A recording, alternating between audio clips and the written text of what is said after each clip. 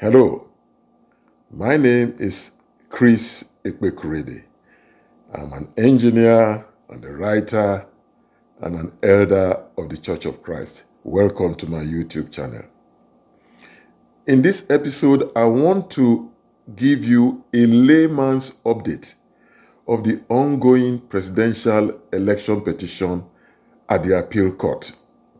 I'm doing this so that you will have a working understanding of where the matter starts at the moment and what fate potentially awaits our nation, Nigeria. I have gone through the more than 40-page final written statement by Peter Obi and the Labour Party. Now, final written statements by parties in a case follow after the main trial where witnesses are called and documents presented in court. The written statements outline the detailed facts arising from the trial, upon which each party relies for a favorable judgment by the judges.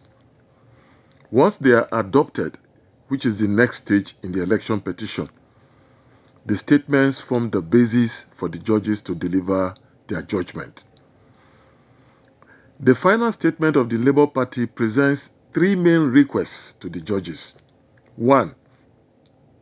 The annulment of the February 25th presidential election on the basis that Tinubu and Shettima were not qualified to contest in the first place. Now, remember that in a joint ticket, the disqualification of one person disqualifies the entire ticket. 2. The cancellation of the election for substantial non-compliance with the Constitution and INEC's electoral guidelines. 3. The annulment of INEC's declaration of Tinubu as the winner because of his failure to secure 25% of the votes cast in the FCT. I will now offer you a very brief layman's summary of the facts and evidences contained in the Labour Party's final address. Disqualification of Tinubu. In their written submission, Tinubu's lawyers do not deny that he forfeited $460,000 to a United States court as a result of drug-related offenses. Their argument is that the forfeiture does not amount to a fine. Now, if the forfeiture of that money is considered a fine, under our constitution, Tinubu could be disqualified. So the matter boils down to whether forfeiture is a fine.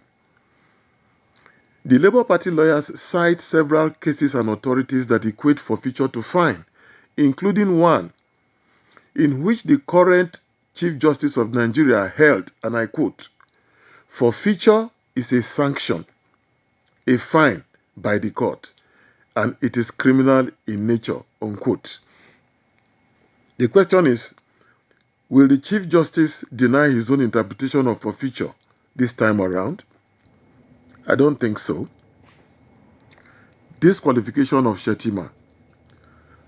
On 14th July 2022, Tinubu officially submitted Shettima to INEC as his running mate, while Shettima was at the time also in INEC's record as a senatorial candidate of the APC.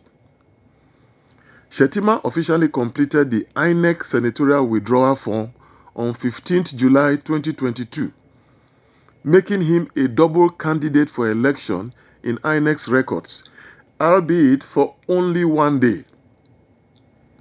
Our laws do not permit a person to run for two positions at the same time. Nevertheless, one day or more, the electoral law was breached. Will the judges overlook this because it is one day? I don't think so. A crime is a crime, however committed. That is why we say the law is an ass. It doesn't pander to emotions. Non-compliance. Tinubu's lawyers relied on the defense that upload of polling unit results to IREV isn't a mandatory requirement, so INEC cannot be sanctioned for not doing so. They cited as their authority a Federal High Court ruling in January 2023 that supported their position. In other words, INEC could collect the results anyhow they deemed fit. How the High Court made that ruling is baffling indeed.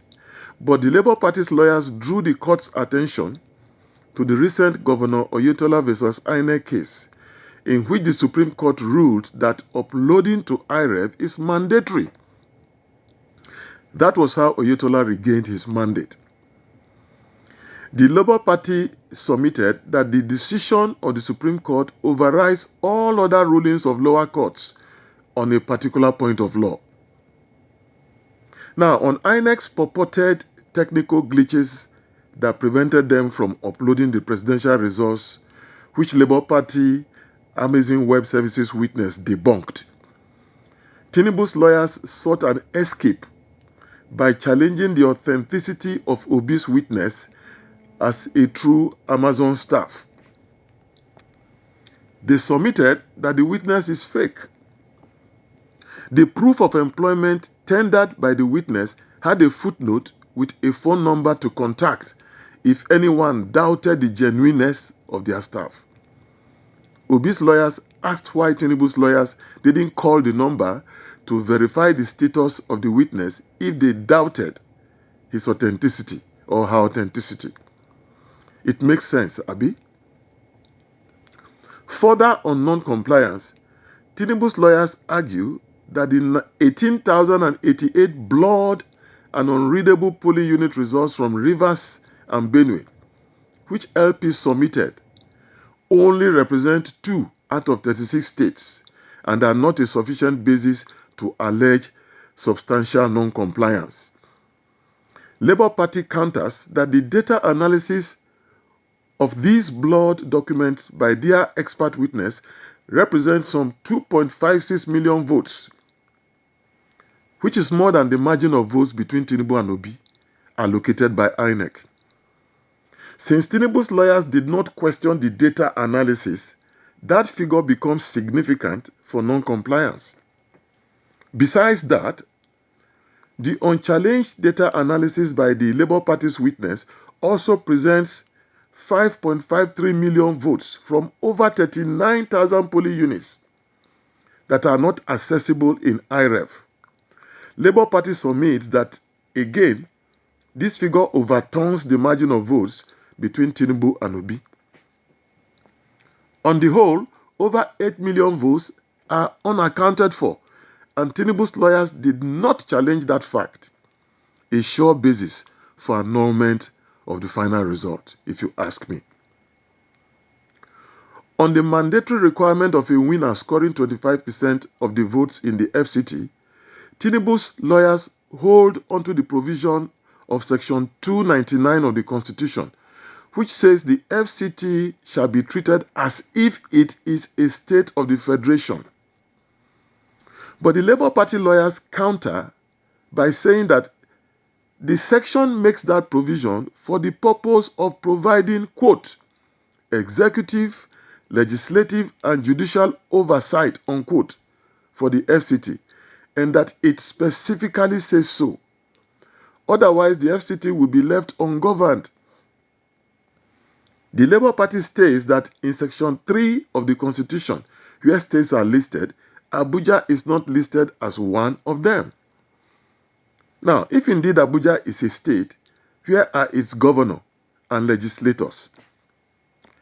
Since the President and the National Assembly are the institutions that govern the FCT, the Labour Party argues that the framers of the Constitution thought it was wise to ensure that whoever emerges president does so with a significant mandate of the citizens of the FCT. The Labour Party lawyers cite various sections of the Constitution that confer a special status on Abuja. They argue that the Supreme Court has already settled the word "and" in Section 124(2)b as being conjunctive in several cases in the past. Strangely, as if juju catch them, in their response, Tinubu's lawyers appear to agree that the word "and" is indeed conjunctive. In other words, secure 24 states in addition to FCT. The judges have their hands full here, I think. Will they run away from past interpretations of the word "and"? We keep our fingers crossed. What I didn't see in Labour Party's final written statement is an argument to declare that Obi won the election, even though it is part of Obi's petition. The presumption is that you cannot argue that the entire election is flawed and should be cancelled and at the same time claim you won it. I see a rerun in the horizon, and that is the best outcome Tinubu can ever hope for, if he is in fact not outrightly disqualified from participating in a rerun. Now, besides the Labour Party and PDP, the Allied People's Movement has the strongest disqualification case yet against Tinubu. Their petition was anchored on two grounds.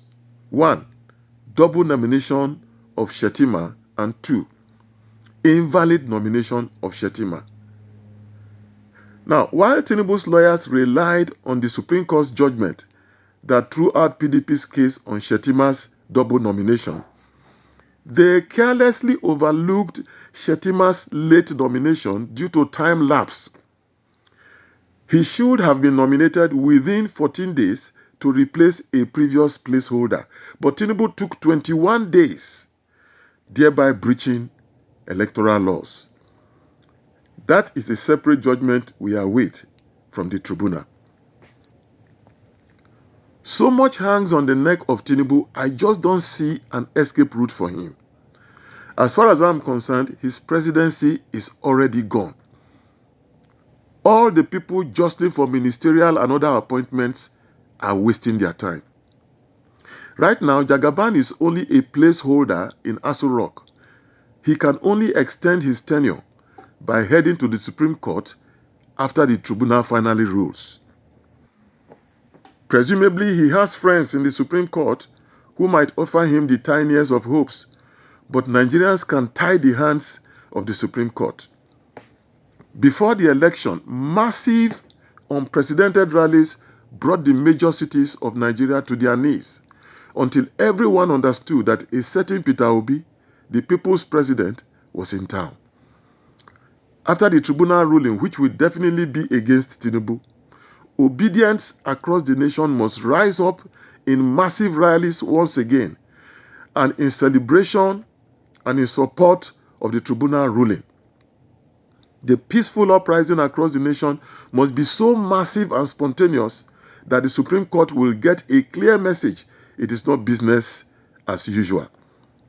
Their hands will be so tied by the social uprising, they'll have no choice but to deliver to Nigerians what they want by upholding the tribunal's ruling. I believe that the die is cast. Please share this video to all Obidients, and in particular to all Nigerians who are lovers of truth and justice. And don't fail to subscribe if you haven't already done so. See you soon.